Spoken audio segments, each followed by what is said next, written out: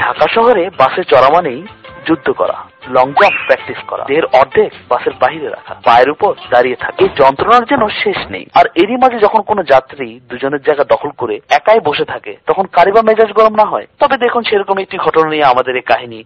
বাসে একদিন।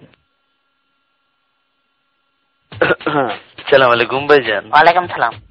ভাইজানের নাম কি? নাম দিয়ে কাম কি? না মানে জিগে আর কি। মোহাম্মদ আনসার। বাস বাস ভাই, টপ নাম রাখছেন দেখি। আপনি কি ভাই রংবাজ টংবাজ নাকি?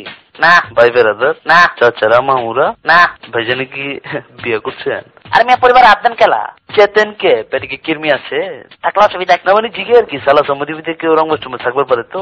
নাই। ইমানে কোন? কইলাম তো ইমানে। কচম করে কোন? আরে হালা কইলাম তো কচম। তাহলে হলো ছয় যায় বয়। হ্যাঁ তো ছড়াই বছর কে বাসটা মনে জন তো বাপের ফিজা বন হইলে ঠেঙ্গের নলা ভেঙ্গা বাচ্চা তখন হালাই দিমু। হালাই মাছে খারাপ পারে না, হালাই জায়গায় বসে সোজা।